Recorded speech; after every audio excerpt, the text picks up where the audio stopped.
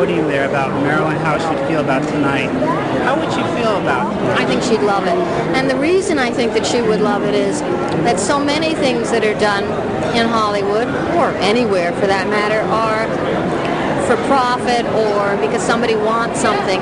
And the fact that this is the fans, the people who cared about her and loved her, I think would absolutely delight her.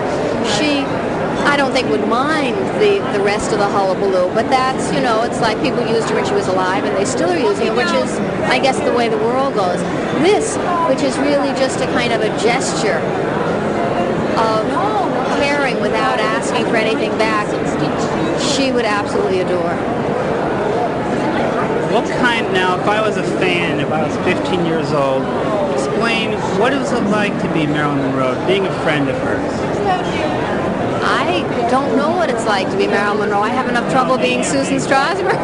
No, being a fan, would describe her to me. Well, you know, all right, the thing was that although there was she had almost two sides to her, and I think it was that paradox that people were attracted to, the fact that she could be a little girl one moment and then a vamp the next moment, and yet even the vamp always had a certain kind of innocence in back of it, so that it wasn't offensive. It wasn't prurient in any way. And almost as if she had humor about herself, because we were walking down, I think I've written about this in my book, that we were walking down the street one day and she had this scarf on and a raincoat. Nobody was paying attention to her. And she turned to me, I was with a friend, she said, "Do you want to see me be her?" I didn't know what she meant. I said, "Sure." And she didn't change her walk. She changed nothing physically. She did some invisible adjustment inside and turned on some kind of a light, just the way this camera turns on a light.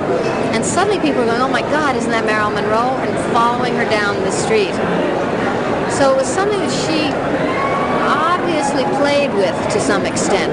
I think the thing, so it was both the childlike part of her. I think people responded to the humor and the curiosity, insatiable curiosity, and interesting because my brother, who was a little younger than I when she kind of, you know, came into our family, said that he had never found her actually sexy, but it was just she was so nice, and they were a little lonely. She'd come late at night and say, "Hey, can I sit with you? I'm lonely." So that on a certain level, she really expressed a lot of things that maybe we don't all the time because we don't want to be that vulnerable. I really had no idea of how, I thought she was, I think, a little stronger than she really was. But I also think that the alcohol and the drugs, I think that what happens is it's like having a painting and throwing a color in that distorts things, that when you put in a chemical, it distorts something so that it's no longer itself. And I think that probably was that element of self-deception was unfortunate. She was so sensitive and so intuitive. And I don't know that anyone can handle that, you know.